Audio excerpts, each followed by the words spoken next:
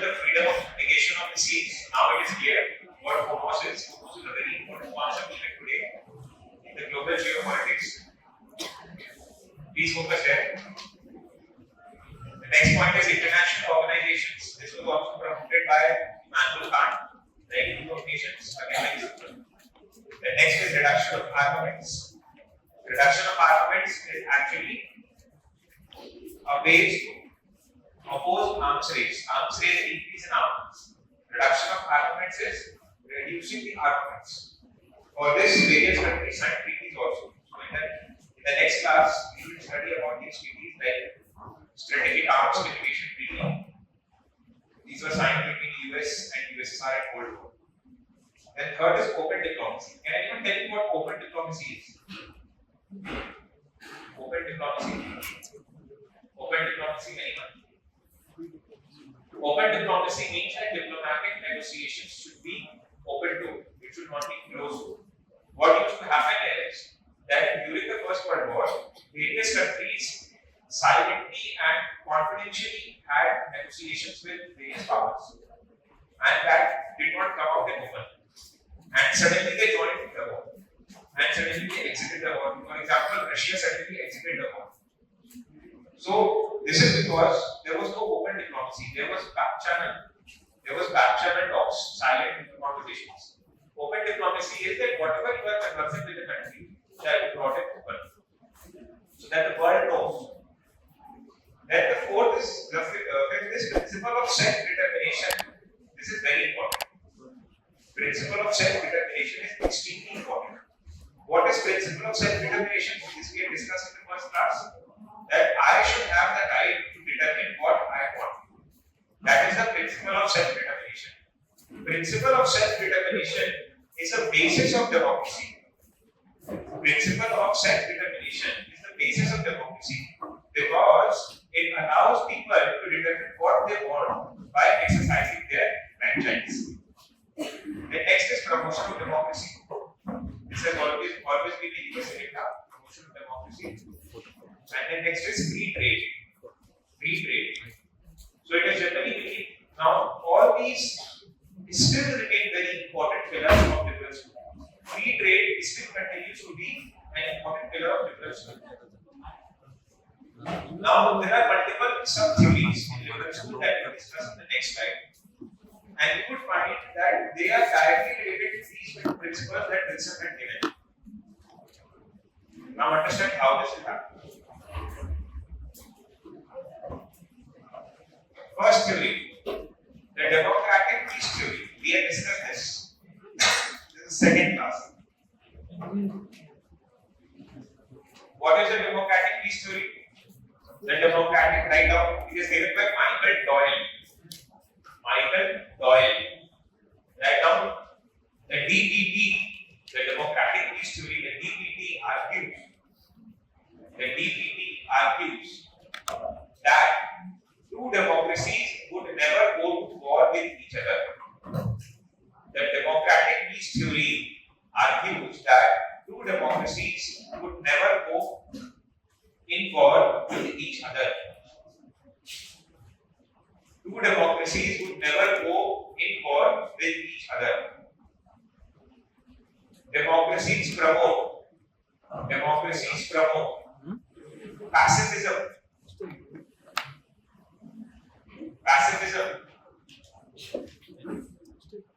Democracy promotes pacifism. Pacifism means a passive attitude. Democracies promote pacifism. Pressure of public opinion.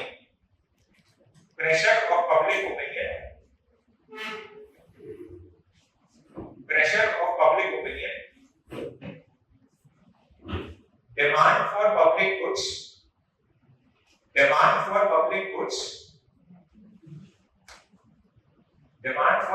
goods and cultural ties with other democracies.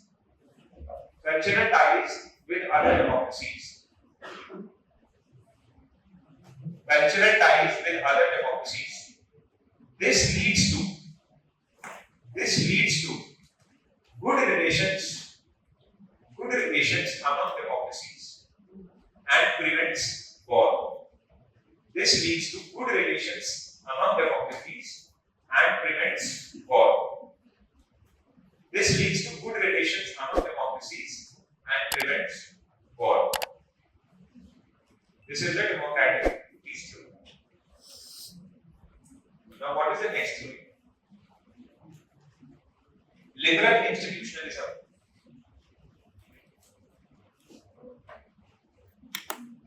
Liberal institutionalism. Liberal institutionalism given by Robert Keohane and Joseph Nye.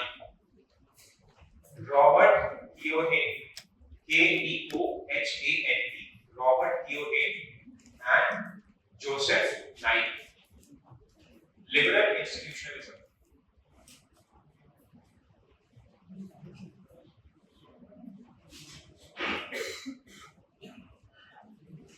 Liberal institutionalism.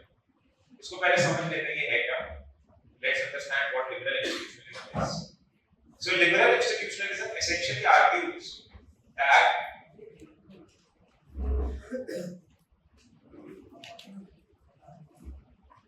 countries should create institutions.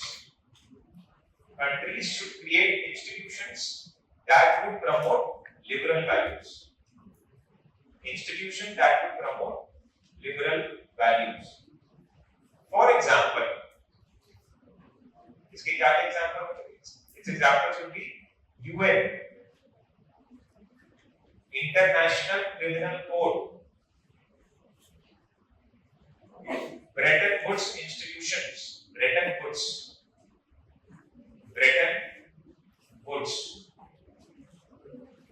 institutions.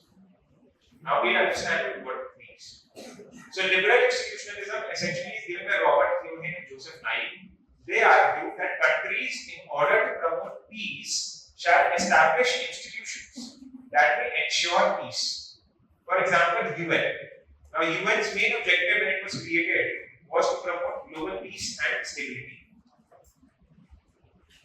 International Criminal Court. This was established in 2001 by Rome Statute.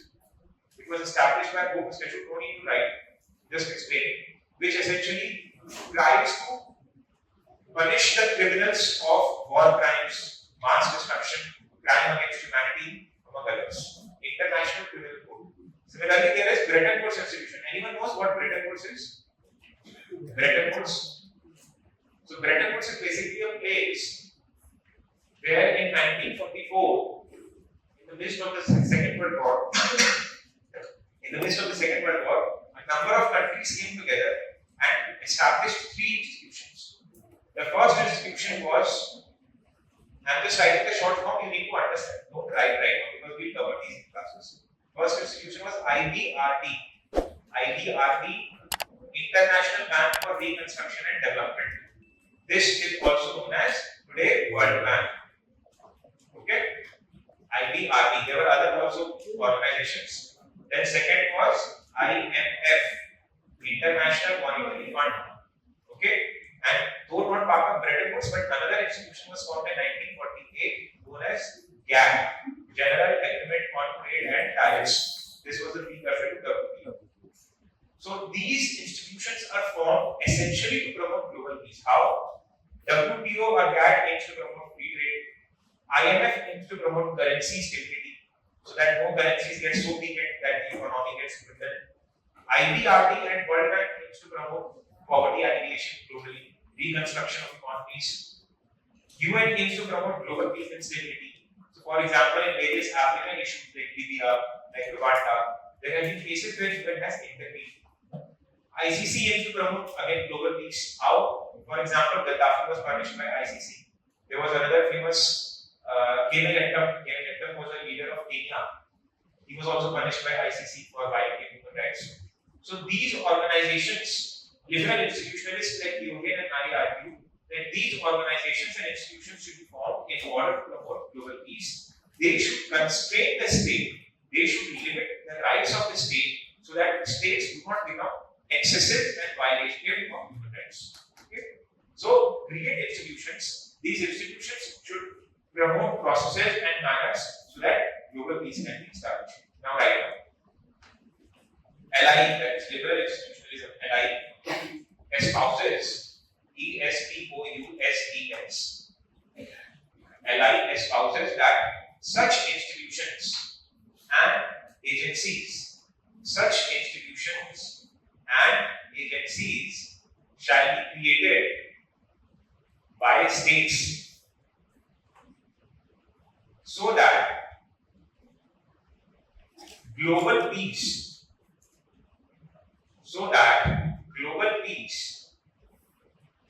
can be achieved. Global peace can be achieved. Such institutions and agencies shall be established so that global peace can be achieved. These institutions should promote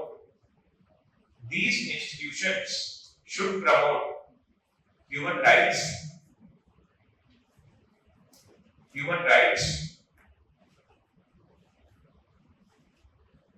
peaceful resolution of disputes,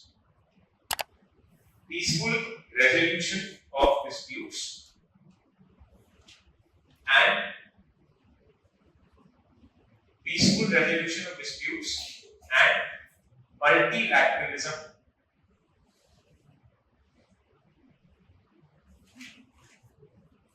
Multilateralism.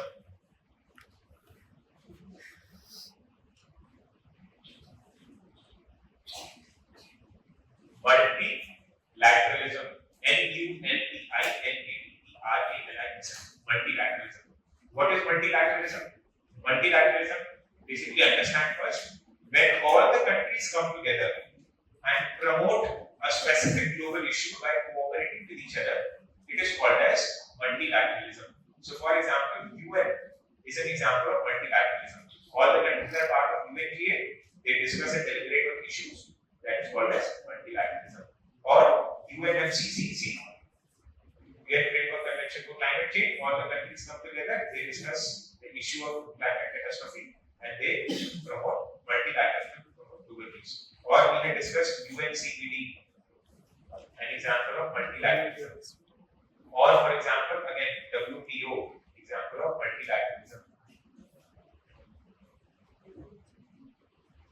Now understand, now don't write this. Multilateralism is different from plurilateralism.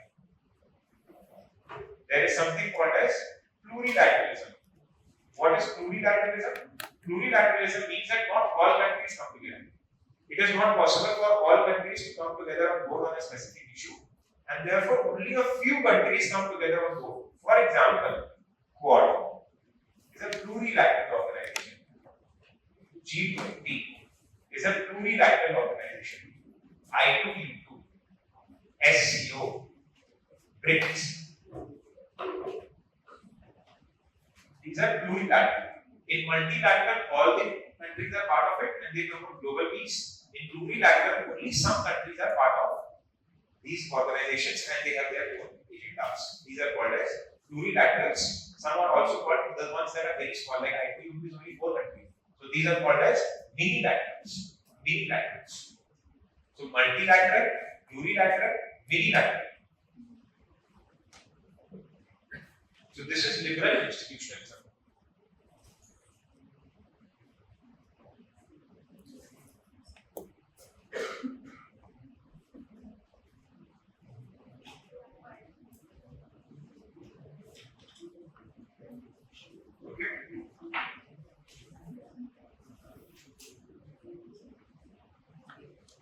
Next is complex interdependence. This is again given by same few people, Robert Youngin and Joseph Nye. Complex interdependence.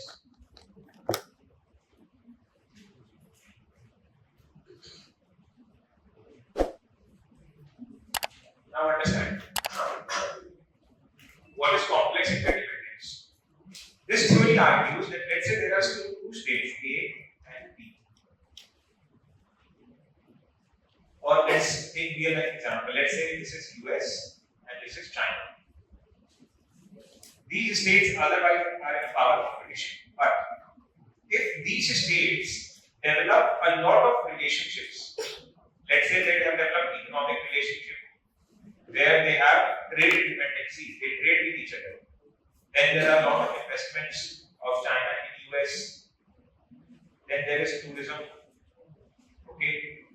Then there is cultural ties. Okay.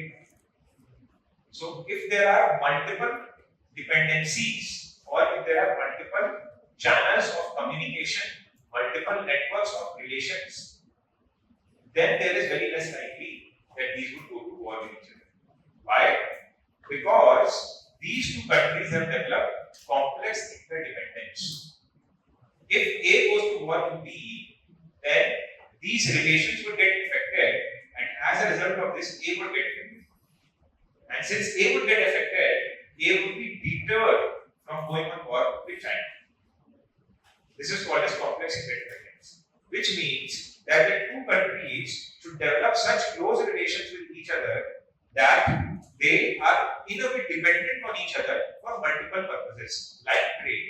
Now again, imagine USA and China trade approximately $500 billion a year. $500 billion. So that is the volume of trade. So it is almost next to impossible. If they go to war with each other and if they put a trade embargo, the US economy would get a major hit because US economy is also dependent on Chinese trade. Of course, Chinese economy would get hit, but US would also get hit. So the liberals argue that in order to prevent war and in order to promote peace on a enduring basis, countries should develop such close channels of communication and relationship that they would be deterred to war with each other. There would be another theory that will come afterwards, where there is a scholar known as Thomas Friedman, who tried this to come afterwards. Thomas Friedman argues that if two countries have McDonald's, those two countries will not go to war with each other. Because people would prefer standing in McDonald's and eating a burger than going on border and fighting war. This was given by Thomas Friedman. Though this has been proven false after Russia-Ukraine war, but this was one of the liberal theories. Another theory would come, which is actually a corollary of complex interdependence, that is called as functionalism. Functionalism was given by David McCraney. This is the third theory. It would come afterwards, but you can write it here itself. David McCraney.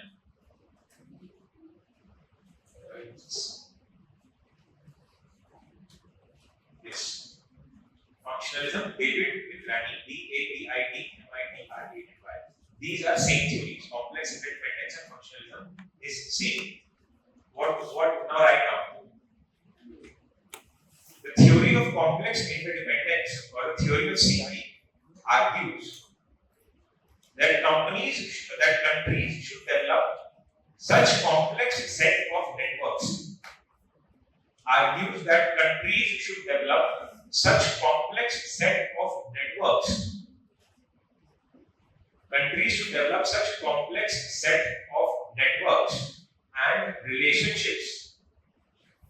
Networks and relationships that they foster mutual dependencies. That they foster mutual dependencies. They foster mutual dependencies. The two countries develop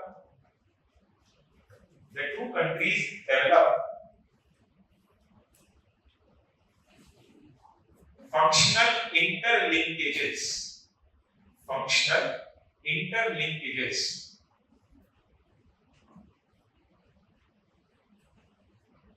And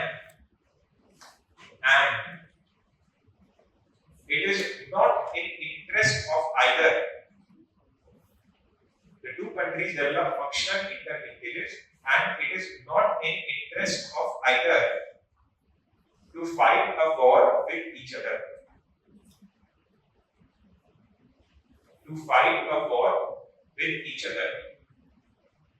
It is not in interest of either to fight a war with each other. This is the theory of complex interdependence.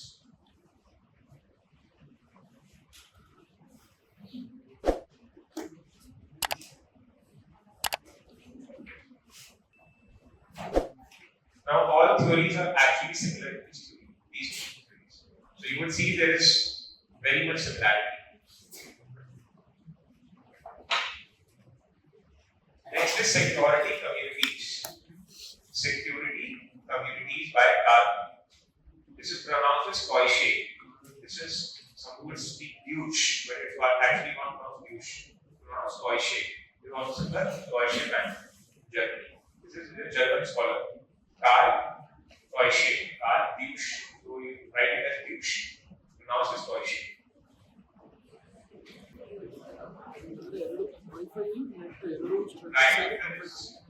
Right after security communities, this is also called as communication theory. Right now, the theory of security communities espouses that two societies espouses this. See, these are good terminologies. You know, everyone would say explains. Explains is such a common word. Instead, you write espouses. This is something we try to use newspapers. Examiner will be that you have a good vocabulary. That is why I try to give you different terminologies for your course. ESPOUSES. Sorry for my handwriting. Espouses. So the theory of security communities espouses that two societies should communicate and interact with each other.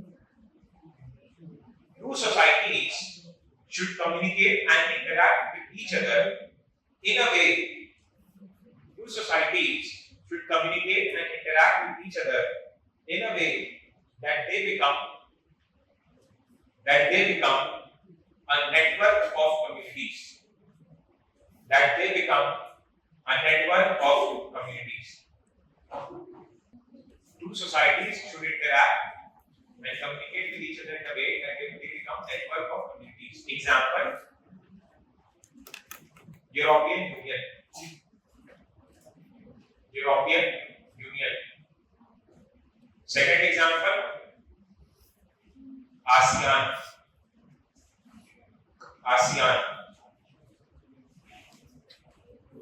First example is European Union. Second example, ASEAN. Now see what they're trying to do. And there's a very similar theory when we come to that concept. Let's say this is a region. There are multiple states A, B, C, D, E.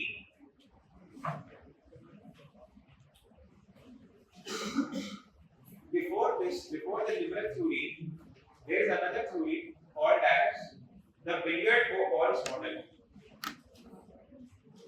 You know billiard balls? What is billiard?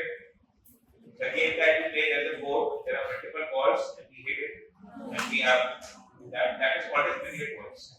The balls are solid. So this was billiard ball. This is different from this. This I'm trying to explain this. This is called as billiard balls model. Now what it argues is, this was given by Arnold Wolf.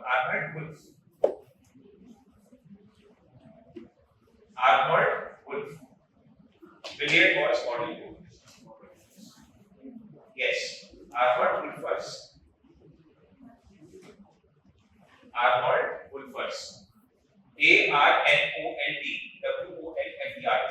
Now what this theory argued, that these are states in a region. These are porous states, non-porous states, which means that there is nothing, which means that the state is superior and the states are in continuous conflict with each other. The states are in continuous conflict with each other. And as a result of this, they keep on hitting each other, they keep on being in conflict with each other, and they keep on moving across the globe. This is the billiard balls model. This was during the World War I. When in Europe there are multiple states, these states keep on conflicting with each other and try to become dominant. This model became weaker when this theory came, communication theory. What this theory argues, that instead of state being porous walls, state should become non-porous. What is non-porous? That there can be penetration inside the states. Now understand this. Let's say these are two states. Initially, in the billiard balls model, they would conflict with each other and they would fight. Now, in the security communities, the states would become non-porous and the state would be able to communicate with what is within the state, that is people. Okay? Now, within the state, there is people, and let's say there are multiple peoples within the state. So, instead of the states fighting with each other, the peoples within the state develop networks with people outside the state. This is a very interesting theory. Okay. So instead of the states conflicting with each other like a billiard ball, the states become open, borders become open, and the people start interacting with those which are in other states. And as a result of this, complex interdependence develop and the states become peaceful. This is a liberal theory. And when all the states, instead of becoming a billiard ball, would become security communities, which means that they have so much of communication and interaction with each other that they would become like this. Then a security community would be created and this would lead to peace on enduring basis. For example, EU. Now if you take the example of Europe, in Europe prior to 1945, the states were conflicting with each other. But after 1945, gradually the Maastricht Treaty came in and multiple treaties came in and the states started cooperating with each other. The states started cooperating with each other. And this cooperation led to the creation of EU. And there was a super authority that was created, known as European Union. And therefore it became a security community. Something very similar happened in case of ASEAN as well.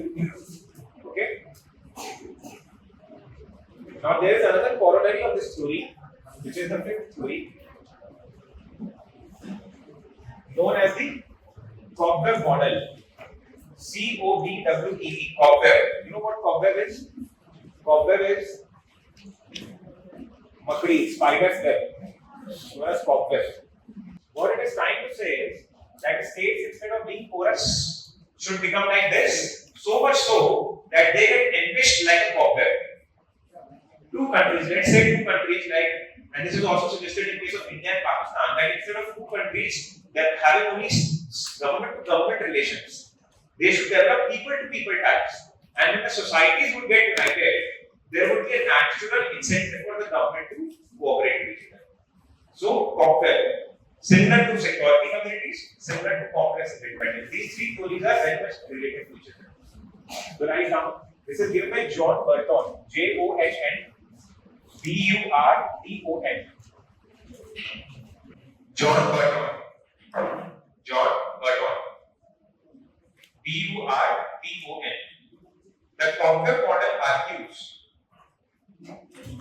The cobweb model argues that states should develop such society level interactions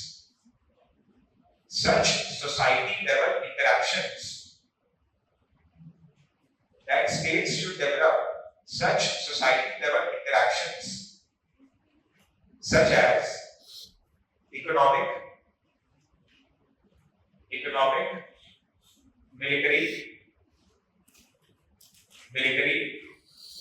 political,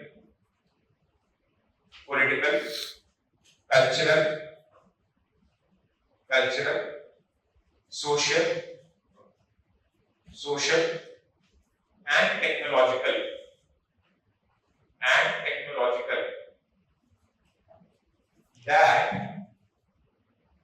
That there are diffused interlinkages amongst them. That there are diffused interlinkages amongst them. That there are diffused, diffused interlinkages amongst them. This is called as the cobweb model.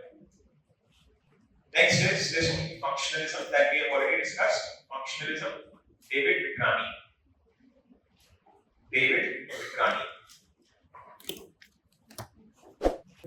Next, golden arches theory.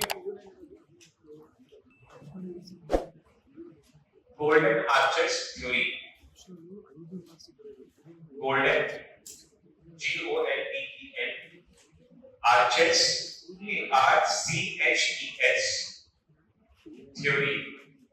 Golden Arches theory, GOLDENARCHES.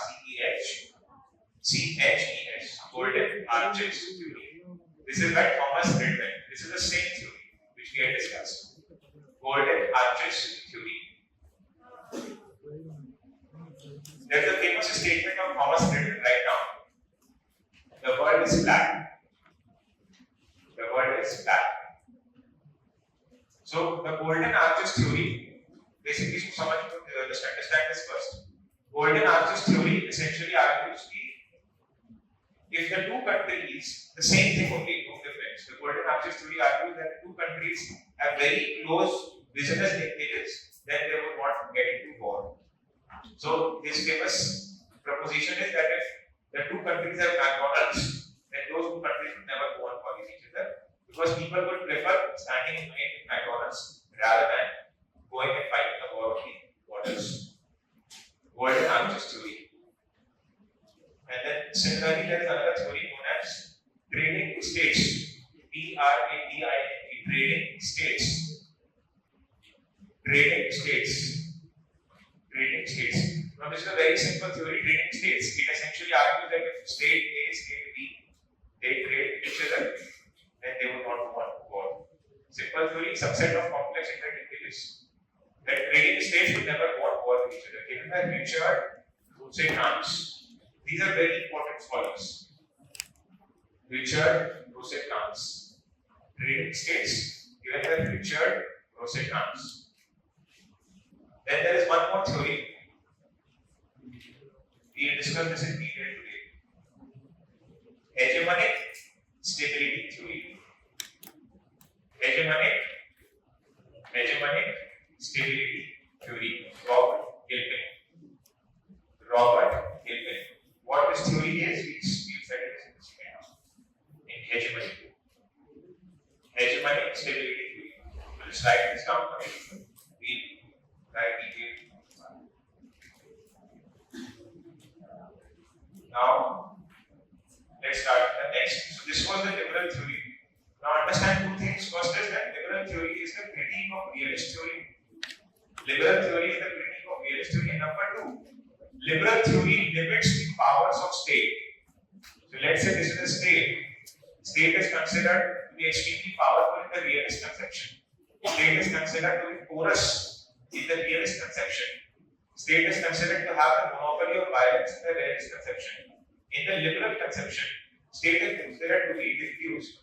There are multiple channels of communication, and states can be bypassed.